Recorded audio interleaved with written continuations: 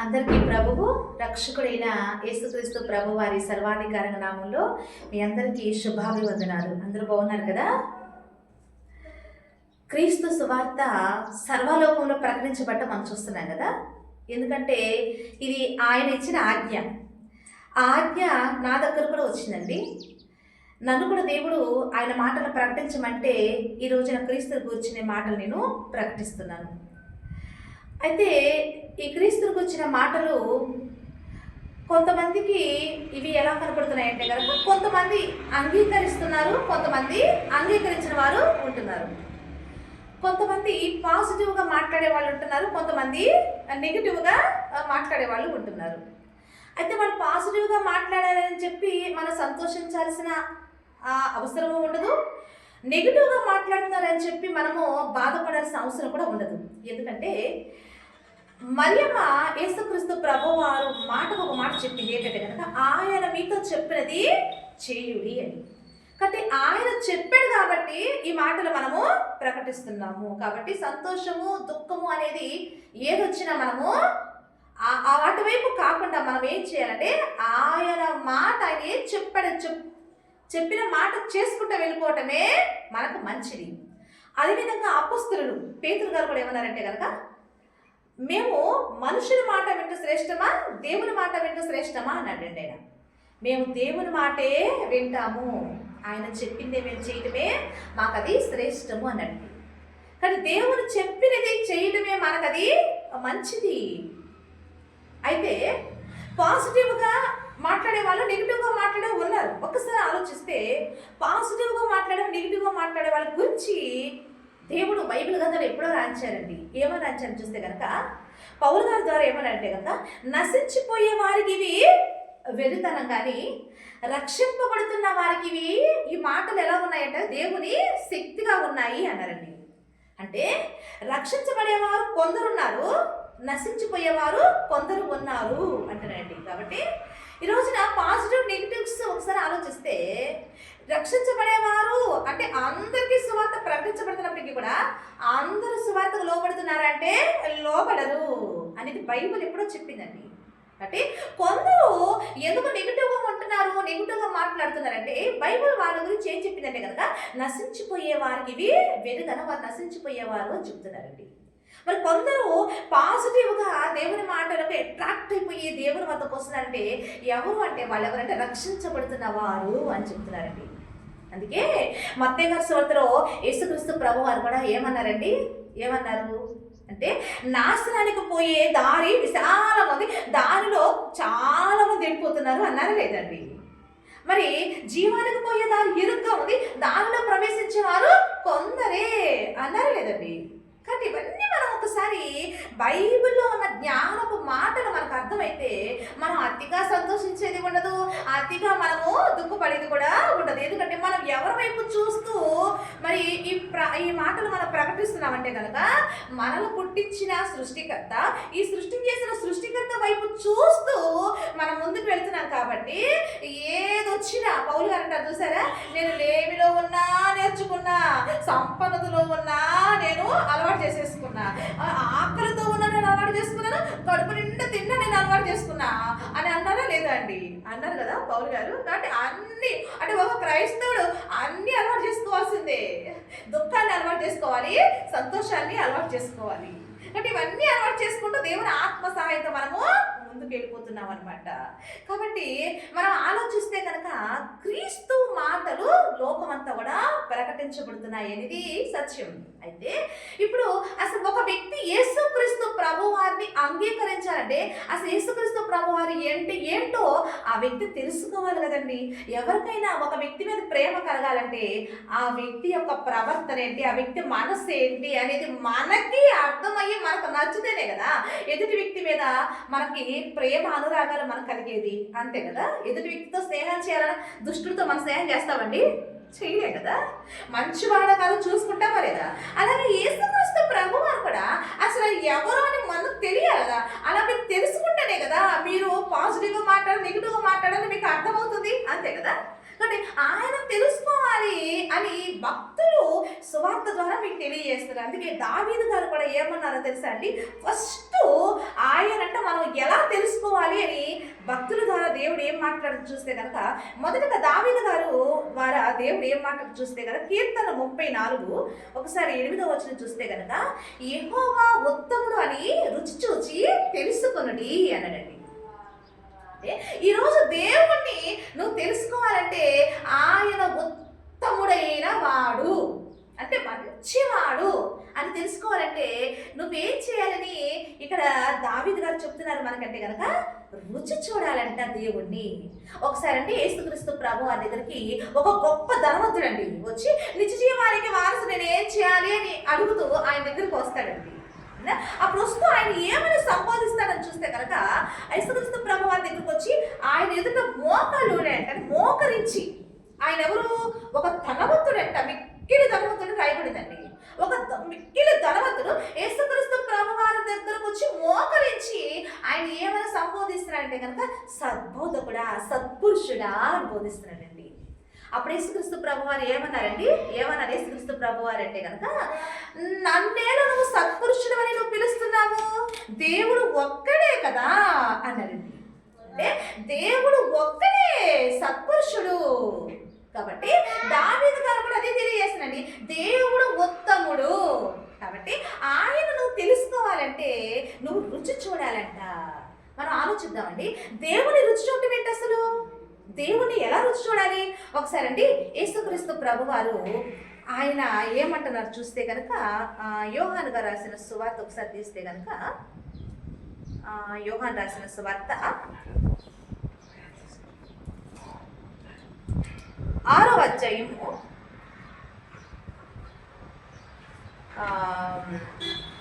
50వ వచనం నుంచి ఒకసారి చూస్తే కనుక దీనిని తినువాడు చావకుండునట్లు పరలోకము నుండి దిగి వచ్చిన ఆహారము ఇదే, పరలోకము నుండి దిగి వచ్చిన జీవాహారమును నేనే, ఎవడైనా ఈ ఆహారము భుజించితే వాడు ఎల్లప్పుడూ జీవించును, మరియు నేనిచ్చు ఆహారము లోకమునకు జీవము కొరకనైనా నా శరీరమే అని మీతో నిశ్చయముగా చెప్పుచున్నాను అనేనండి. అప్పుడు అంటే యేసుక్రీస్తు ప్రభు వారంట లోకానికి ఆయన శరీరమును ఆహారంగా ఇస్తున్నాడంట. అప్పుడు ఈ మాటలు విన్న యూదులు ఏమంటారని చూస్తే కనుక ఈయన తన శరీరమును ఎలాగో తిననీయగలడు అని ఒకరితో ఒకడు వాదించుకున్నారంట. అంటే వాళ్ళందరూ అనుకోండి ఇదేంటి ఈయన శరీరం తినమంటాడేంటి? ఇప్పుడు ఎవరైనా మనం ఆలోచిద్దామండి, నువ్వు నా శరీరం తిను అంటే మనం తింటామండి, ఏం చూస్తాం? అసలు మనిషిని తినే వాళ్ళని ఎలా పోలుస్తాం మనం? అమ్మో నరభక్షకులు, ఒక అంతకుడు రాక్షసులు చూస్తామా లేదా అండి? కానీ యేసుక్రీస్తు ప్రభు వారు ఏమన్నాడంటే కనుక నన్ను తినండి అన్నాడండి. అంటే వాళ్ళకి అర్థం కాదంటే యేసుక్రీస్తు ప్రభు వారు చెప్పిన మాటల్లో భావం ఏంటి, ఆయన ఇంటెన్షన్ ఏంటి అనేది వాళ్ళకి అర్థం కాలేదు. ఆత్మీయ భావం వాళ్ళకి అర్థం కాలేదు. కాబట్టి వాళ్ళు ఎలా ఆలోచించారంటే ఈయనండి ఆయన తినమంటాడు, ఆయన శరీరాన్ని తినమంటాడేంటి అని అంటున్నారండి. అని ఏమంటున్నారంటే కనుక అప్పటి నుండి వీళ్ళకి ఏం జరిగిందంటే కనుక 60వ వచనం చూస్తే ఆయన శిష్యులు అనేకులు ఈ మాట విని ఇది కఠినమైన మాట, ఇది ఎవడు వినగలడని చెప్పుకున్నారు. ఆయనంటే అక్కడ మనుషులు ఏంటి ఇది కఠినమైన మాట, మనిషి ఎవరైనా తింటారా?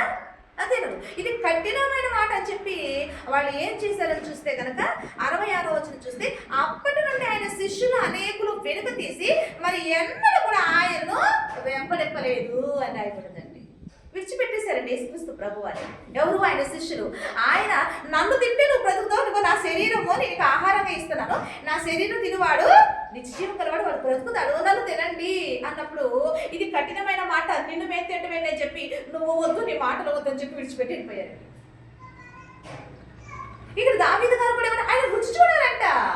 అంటే దేవుడు ఉత్తముడు, ఆయన సత్పురుషుడు, ఆయన సద్బోధకుడు, ఆయన మంచివాడు అని చూడాలంటే తెలుసుకోవాలంటే నువ్వు దేవుడిని నువ్వు రుచి చూడాలంట. మరి రుచి చూడటం అంటే ఏంటి? ఇక్కడ యేసుక్రీస్తు ప్రభువు నా శరీరం తిను అన్నాడండి. ఇంతకీ ఆ శరీరం ఏంటి? ఆయన తినమన్నా ఆయన చెప్పిన శరీరం తినమని చెప్పాడంటే ఇంతకీ ఆ శరీరం ఏంటి అని చూస్తే కనుక యోహాను సువార్త 1వ అధ్యాయంలో ఉంది కదండి, అది శిష్యులు అర్థం చేసుకోలేకపోయారండి. ఏంటి అంటే కనుక యోహాను సువార్త 1వ అధ్యాయము 14వ వచనం చూస్తే కనుక ఆ వాక్యము శరీరధారి అయి కృపా సత్య సంపూర్ణుడిగా మన మధ్య వసించెను అని వాక్యం ఉందా లేదండి? అంటే ఆయన తినమన్నది శరీరం తిను అంటే వాళ్ళకి అర్థం కాదు. ఆయన తినమన్నది ఏంటంటే వాక్యము తినమన్నాడు ఆయన. అంటే ఈ రోజున దేవుడు ఉత్తముడని తెలియాలంటే ఈ రోజున అందరూ ఏం తినాలంటే ఆయన యొక్క మాటలు తినాలంట. మాటలు తింటే ఏంటంటే ఈ రోజున ఆహారం అంటే కడుపుకు తింటాం కానీ, అవునా కదా, మాటలు ఎవరైనా తింటారా? లేదు, తింటారండి. మాటలు తినమని దేవుడు చెప్తున్నాడు. ఎలా తినాలి మాటలు అని చూస్తే చూడండి, కొన్ని భక్తుల అనుభవాలు చూద్దండి ఒకసారి. ఇర్మియా గారి గ్రంథంలో ఇర్మియా గారు ఏమంటున్నారు చూస్తే కనుక 15వ అధ్యాయము ఒకసారి 16వ వచ్చిన ఇర్మియా గారు ఏమన్నారంటే కనుక, నీ మాటలు నాకు దొరకగా నేను వాటిని భుజించి తిని అన్నారండి. అంటే దేవుని మాటలు తినాలా? అంటే భక్తులు దేవుని మాటలు తింటున్నారు. చూద్దామండి ఈ రోజు మనం కొన్ని విషయాలు మనం చూద్దాం. అంటే భక్తులు అంటే యెహోవా ఉత్తముడని నీకు తెలియాలంటే ఆయన శరీరం తినాలి. ఆయన శరీరం అంటే ఆ వాక్యమే శరీరం. అంటే వాక్యం అంటే దేవుని మాటలే. అంటే ఆ మాటలు భక్తులు తిన్నారంట. ఇర్మియా గారంట దేవుని మాటలు దొరకగా ఆయన భుజించేశాడని చెప్తున్నాడు, సాక్ష్యం ఇస్తున్నాడండి. ఇంకా చూస్తే ఏహెచ్కేల్ గారు చూస్తే కనుక ఒకసారి ఏహెచ్కేల్ గారి గ్రంథము 3వ అధ్యాయం ఒకసారి చూస్తే కనుక, మరియు ఆయన నాతో ఇలా సెలవిచ్చును, నరపుత్రుడా, నీవు కనబడి దాన్ని భక్షించు, ఈ గ్రంథమును భక్షించి ఇశ్రాయేలు యొద్దకు పోయి వారికి ప్రకటన చేయము.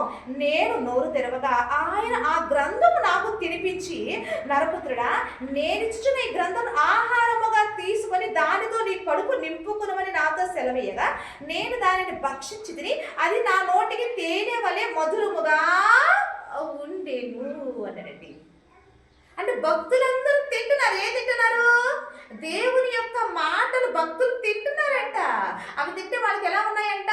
తేనె వలె మధురముగా ఉందంట. అందుకే దావీదు గారు కూడా అండి ఆయన మంచం మీద పడుకొని ఆయన మాటలు ధ్యానిస్తుంటే ఆయన కంటే ఏమన్నా క్రొవ్వు మెదడు దొరికినట్లుగా ఉందంట ఆయనకి. క్రొవ్వు మెదడు అంటే ఇప్పుడు మనకి చికెన్ మాంసం నాన్ వెజ్ తినే వాళ్ళకి అర్థమైంది కదా. క్రొవ్వు మెదడు అది చాలా టేస్టీగా ఉంటుంది కదా. క్రొవ్వు పట్టిన మాంసం అంటే చాలా రుచి వస్తుంది కదా. అంటే ఆయన మాటలు తింటుంటే ధ్యానిస్తుంటే దావీదు గారికి ఎలా ఉందంటే క్రొవ్వు మెదడు దొరికినట్లుగా చాలా సంతోషం, చాలా హాయిగా అనిపించిందంట. అంత తింటూ క్రొవ్వు మెదడు మంచి టేస్టబుల్ బిర్యానీ తింటుంటే మనకి ఎంత హ్యాపీనెస్ ఉంటుంది, అవునా కదండి. అందుకే ఆయన మాటలంట జుంటి తేనె దారుల కంటే మధురమైన వంట దేవుని మాటలు. కాబట్టి ఆ మాటలు తినాలి. దేనికి తినాలి? నువ్వు శరీరానికి కాదు తినేది. దేనికి తినాలంటే చెవి మాటల్ని పరీక్షిస్తుందంట. శరీరానికి ఆహారం తినడానికి దేవుడు నీకు నోటుతో నువ్వు తింటున్నావు, కానీ ఆత్మకు ఆహారం తినడానికి దేవుడు ఇచ్చింది చెవులతో. అందుకే చెవి గలవాడు వినుగాగా. చెవితో విని చెవిలో నుండి నీ హృదయంలోనికి నువ్వు ఏది గ్రహించుకోవాలంట, హృదయంలోకి ఎక్కించుకోవాలంట. ఆత్మకు హృదయం అంటే ఆత్మకు ఈ మాటలు అనగా ఆత్మకు ఆహారమే దేవుని యొక్క మాటలు. అంటే ఆ మాటలు నువ్వు రుచి చూడాలంట. రుచి చూడండి, నువ్వు తినాలంట. తింటే నువ్వే సాక్ష్యం ఇస్తావు? యెహోవా ఉత్తముడని నువ్వు సాక్ష్యం ఇస్తావు. ఇక దేవుడు అంగీకరించుకుని ఉంటామండి. చూడండి ఈ రోజున మేమందరం ఎలా వచ్చామండి? ఈరోజు నేనైతే ఎలా వచ్చానండి? నేను రుచి చూశానండి. ఆయన మాటలకు ఏజ్కేలు గ్రంథానికి ఏజ్కేలు దగ్గరకు వెళ్ళి దేవుడు గ్రంథాన్ని వినిపించినట్టుగా ఆ దేవుడు నా దగ్గర కూడా వచ్చి ఈ గ్రంథాన్ని నాకు వినిపించాడండి. ఈ జ్ఞానము నాకు కూడా ఈ దేవుడి జ్ఞానం ఇచ్చి, జ్ఞానం నేర్పించి, కొన్ని సంవత్సరాలు దేవుడి జ్ఞానం నేర్పించి ఆయన ఏం చెప్పాడు? ఈ మాటలు ప్రకటించని పంపించాడండి.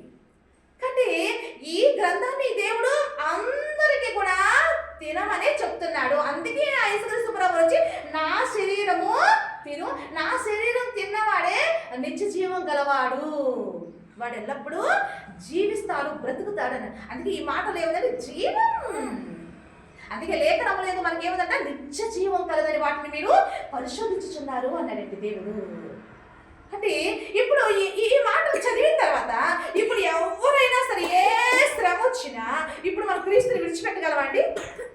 క్రీస్తు మనకు అర్థమైతే, క్రీస్తు ఉత్తముడని మనకు అర్థమైతే ఇప్పుడు నీకు లోకంలో ఎన్ని శ్రమలు వచ్చినా నువ్వు క్రీస్తును నువ్వు విడిచిపెట్టగలవా? విడిచిపెట్టలేమండి. అందుకే భక్తులు యెహోవా ఉత్తముడు రుచి చూసిన తర్వాత వాళ్ళు ఎలాంటి ఫీలింగ్స్ కలిగి ఉన్నారో, వాళ్ళ అనుభవాలు ఎలా చెప్పారో ఒకసారి చూద్దామండి. చూస్తే రోమీయులకు రాసిన పత్రికలో పౌలు గారు మనకే కదండి ఈ శ్రమలు, ఈ రోజున మనకే కాదు, ఆ రోజున ఆదిని భక్తులకి శ్రమలు కలుగుతూనే ఉన్నాయండి. అయితే ఆ శ్రమలో అంటే పౌలు గారు ఏం సాక్ష్యం ఇస్తున్నారు చూస్తే కనుక రోమీ రాసిన పత్రిక 8వ అధ్యాయము ఒకసారి 35వ వచనం చూస్తే కనుక, ఆ క్రీస్తు ప్రేమ నుండి మనలను ఎడబాపువాడు ఎవడు? శ్రమ అయినను, బాధ అయినను, హింస అయినను, కరువైనను, వస్త్రహీనత అయినను, ఉపద్రవమైనను, ఖడ్గమైనను మనలను ఎడబాపునా అనుందండి. అంటే క్రీస్తు ఉత్తముడు, ఆయన మంచివాడు నీకు అర్థమైంది అనుకోండి, నీకు ఎన్ని శ్రమలు వచ్చినా క్రీస్తు నుండి నువ్వు వేరవ్వంటా. ఈ రోజున శ్రమ రావని చెప్పారండి దేవుడు. లోకములో మీకు శ్రమ కలుగును అన్నారండి. ఎందుకు శ్రమలు కలుగుతాయి అని యేసుక్రీస్తు ప్రభువారు చెప్పారండి. ఆ లోకము నన్ను ఎరుగదు కాబట్టి మిమ్మల్ని ద్వేషిస్తుంది అన్నాడండి. అంతే కదా. అందుకే ఈ రోజున క్రైస్తవులు అంటే లోకం అంతా ఒక చులకన కదా మనం అంటే కదా. అందుకే ఈ రోజున ఎంత పార్షియాలిటీ చూపించిందో తెలుసా అండి సుప్రీంకోర్టు ఇప్పుడు. ఏంటది?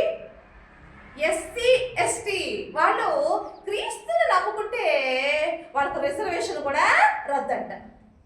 పార్షియాలిటీ కదండి ఇది కదా, పార్షియాలిటీ కదా. అంటే ఆలోచిస్తే అంటే లోకానికి క్రీస్తు ఎరగదు కాబట్టి మనల్ని ద్వేషిస్తుంది అనేది ఎంతకన్నా ఇంకా ఏం సాక్ష్యం కావాలండి. ఇది ఈ రోజా మనకి ఎలాంటి బాధలు ఈ రోజా అంటే కనుక, ఇదిగో ఆదిలో క్రీస్తుని అంగీకరించిన పౌలు గారే సాక్ష్యం చెప్తున్నారండి. ఒక ఖడ్గం వచ్చినా క్రీస్తుని నెడవాపదు, నాకు వస్త్రాలు ఏమొచ్చినా క్రీస్తుని నెడవాపదు, నాకు కరువు వచ్చినా, నాకు ఎన్ని బాధలు వచ్చినా క్రీస్తు నుండి నన్ను క్రీస్తు ప్రేమను నన్ను ఏమాత్రం కూడా ఎడవాపలేవు అని చెప్తున్నారండి. ఎందుకు అంటే కనుక లోకము క్రీస్తుని ఎరగదు కాబట్టి ఈరోజు అందుకే క్రైస్తవులను పక్కన పెట్టేస్తుందా లేదండి. ఇప్పుడు చాలా అందరూ బాధపడుతున్నారా, ఎస్సీ ఎస్టీ వాళ్ళు క్రీస్తుని నమ్ముకుంటే వాళ్ళ రిజర్వేషన్ రద్దు అని నాన్న బయటంతా కూడా ఇదే టాపిక్ నడుస్తుందా లేదా? ఎవరిచ్చేవారు? సుప్రీంకోర్టు ఇచ్చింది. బాధ ఉంటుందా లేదండి ఎవరికైనా? బాధే. మరి అయితే బాధే, కానీ ఎవరికి బాధ? క్రీస్తు ఉత్తముడు అని రుచి చూచిన వాళ్ళకి బాధ ఉండదు. అర్థమైందండి? క్రీస్తుని ఎరగని వాళ్ళకే బాధ, క్రీస్తుని ఎరిగిన వాళ్ళకి అది ఏమాత్రం బాధ అనిపించదు, సంతోషమే అనిపిస్తుందండి. అవునండి. ఎందుకంటే మనం ఎవరి రాజ్యంలో ఉన్నాము, ఎవరి స్వాధీనంలో ఉన్నాము, ఎవరి రెక్కల చాటున మనం బ్రతుకుతున్నామండి? క్రీస్తు. ఆయన ఎవరు? మన తండ్రి క్రీస్తు. ఆయన తండ్రి మనకి, మనం ఆయన పిల్లలము కాబట్టి ఆయన మనం విడిచిపెడతాడా? ఒకసారి ఆలోచించండి. విడిచిపెడతాడండి మనల్ని? తండ్రి విడిచిపెడతాడండి? తండ్రి విడిచిపెట్టాడండి. తండ్రి ఏమంటాడో తెలుసా అండి? మనల్ని ఎంత అభయం ఇస్తున్నాడో తెలుసా అండి? ఈ రోజు లోకం నీ రిజర్వేషన్ రద్దు చేస్తుందని చెప్పి ఈ రోజున మనం బాధపడాల్సిన అవసరం లేదండి. ఎందుకంటే దేవాది దేవుడు మనల్ని ఏమన్నాడు చూస్తే ఒకసారి మత్తయి గారు రాసిన సువార్త ఒకసారి చూస్తే కనుక, మత్తయి గారు రాసిన సువార్త ఒకసారి 6వ అధ్యాయం చూస్తే 25వ వచనం నుంచి తండ్రి మనతో ఏం మాట్లాడుతున్నాడు చూస్తే గనక 25వ వచనం నుంచి, అందువల్ల నేను మీతో చెప్పున్నది ఏమనగా, ఏమి తిందుమో ఏమి త్రాగుదుమో అని మీ ప్రాణమును గూర్చేయను, ఏమి ధరించుకుందుమో అని మీ దేహమును గూర్చేయను చింతింపబడి, ఆహారము కంటే ప్రాణమును, వస్త్రము కంటే దేహమును గొప్పవి కావా? ఆకాశ పక్షులను చూడి, అవి విత్తవు, కోయవు, పొట్టలో కూర్చుకొను, ఆయనను మీ పరలోకపు తండ్రి వాటిని పోషించుచున్నాడు, మీరు వాటి కంటే బహు శ్రేష్ఠులు కాదా? మీరు ఎవరు చింతించులోని తన ఎత్తు ఎక్కువగా చేసుకొనగలడు అని చెప్తూ, అంటే తండ్రి ఏమని అభయమిస్తున్నాడంటే కనుక మనకి చూడండి, మీరు వస్త్రాలకు ఏం తిందామా, ఏం త్రాగుదామా, ఏం ధరించుకుందామా అని మీరెందుకు చింతిస్తున్నారు అన్నాడండి. మీరు ఎందుకు చింతిస్తున్నారు? ఆకాశ పక్షుల కంటే మీరు శ్రేష్ఠులు కాదా అని చెప్తూ ఆయన ఏమంటున్నాడని చూస్తే కనుక 30వ వచనం చూస్తే, నేనుండి రేపు పొయ్యిలో వేయబడి అడవి గంటనే దేవుడిలాగా అలంకరిస్తే అల్ప విశ్వాసులారా, మీకు మరి నిశ్చయంగా వస్త్రాలు ధరింపచేయను కదా. కాబట్టి ఏమి తిందమో, ఏమి త్రాగుదమో, ఏమి ధరించుకుందామో అని మీరు చింతింపకుడి. అన్యజనులు వీటన్నిటి విషయమై విచారిస్తారు. ఇవన్నీ మీకు కావాలని మీ పరలోకపు తండ్రికి తెలియను అన్నారండి. అంటే ఎవరు చింతిస్తారు? ఇప్పుడు రిజర్వేషన్ లోకంలో క్రీస్తుని ఎరగదు కాబట్టి మరి ఆ విధంగా రిజర్వేషన్స్ తీసివేసినప్పటికీ కూడా ఎవరు చింతిస్తారంటే అన్ని జనులైతే చింతిస్తారు. మీరెందుకు చింతిస్తున్నారు అన్నాడండి. ఎందుకంటే మీకు ఇవన్నీ కావాలని నాకు తెలియదా అంటాడండి దేవుడు. అయితే మీరేం చేయాలంటే నా రాజ్యాన్ని నా నీతిని మీరు వెతకండి, అప్పుడు ఇవన్నీ కూడా నేను మీకు అనుగ్రహిస్తాను అంటాడండి. కానీ మనము ఎవరి రెక్కల దగ్గర ఉన్నామండి? ఎవరి రెక్కల చాటు ఉన్నాం? మనము క్రీస్తు దగ్గర ఉన్నామండి. మనము క్రీస్తు పరిపాలన, క్రీస్తు ఆయన తండ్రి, ఆయనకు మనం పిల్లలంగా మనం ఉన్నాము. ఆయన మనల్ని పోషిస్తాను అని మనకు వాగ్దానం చేసిన దేవుడు తగిన వాడు కదండి. అంటే ఆయన మనకు అన్నం పెట్టుకుని ఉంటాడా? మనకు వస్త్రాలు ఇవ్వకుండా ఉంటాడా? మనకు నివాస గృహం ఇవ్వకుండా ఉంటాడా? చూడండి, ఈ రోజున నేను కూడా క్రీస్తుకు సాక్షిని. ఎందుకంటే నేను కూడా క్రీస్తు దగ్గరికి ప్రాణాపాయ పరిస్థితిలో నేను వచ్చానండి. అన్ని పోగొట్టుకొని క్రీస్తు దగ్గరికి మరణకరమైన పరిస్థితుల సమస్తము కోల్పోయి, బైబిల్లో ఉంటుంది కదండి మారా అంటారు. అవునా? మారా అంటే ఏంటండి? ఆమె ఒకప్పుడు నయోమి వెళ్ళి తర్వాత ఆ బెత్లెహేము నుంచి ఆ యొక్క మోయాబీయుల దగ్గరికి ఆ పట్టణానికి వెళ్ళిపోయి మొత్తం పోగొట్టుకొని మారాగా తిరిగి వచ్చిందంట. ఈ రోజున లోకంలో చాలా మంది మారాగా అయిపోయిన బ్రతుకులు ఈ రోజు క్రీస్తు దగ్గరకు వచ్చి ఎలాంటి మధురముగా బ్రతికిన వారు, మధురంగా జీవించే వాళ్ళకి ఎంతమంది ఉన్నారండి. అలా నేను కూడా ఒక సాక్షినేనండి. అంటే ఈ రోజున క్రీస్తు నాకు కూడా ఈ రోజు నేను కలిగి ఉన్న అన్న వస్త్రములను దేవుడు నాకు అనుగ్రహించి, నాకు అన్నిటికన్నా ముఖ్యంగా ప్రాణం అనే భిక్షను దేవుడు నాకు అనుగ్రహించి ఈ రోజు నేను బ్రతికి ఉన్నానంటే ఆయన పెట్టిన భిక్ష. అంతవరకే ఆపివేయకుండా క్రీస్తుని గురించిన మహా ధ్యానంతో నన్ను అభిషేకించి ఈరోజు సాతాను మీద నాకు విజయాన్ని ఇచ్చి ఆయన జ్ఞానాన్ని ప్రకటించే ఒక గొప్ప పనిని దేవుడు నాకు ఇచ్చి ఈ విధంగా దేవుడు నడిపిస్తున్నప్పుడు ఆయన మనల్ని విడిచిపెడతాడా?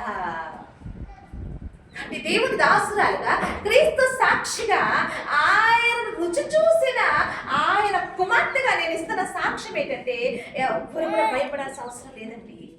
ఇలాంటివి ఎన్నో ఈ రోజు కాదు, ఈ శ్రమలు ఆది నుండి కూడా మనము ఈ శ్రమలను మనం చూస్తూనే ఉన్నామండి.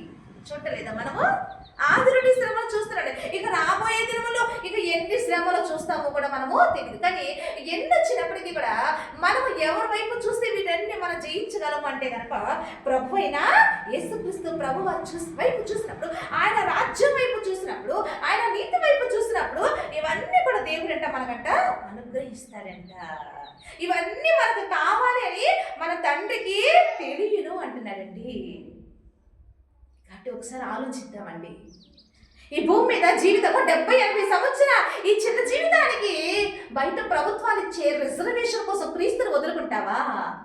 లేదా క్రీస్తుని గట్టిగా పట్టుకొని, క్రీస్తే నా రక్షకుడని క్రీస్తుని పట్టుకొని ఆ క్రీస్తు ఇచ్చే ఆ పరలోకంలో రిజర్వేషన్ అంటే పౌరలోక పౌరస్థితి హక్కులను సంపాదించుకొని ఆ రిజర్వేషన్ సంపాదించుకుంటావా?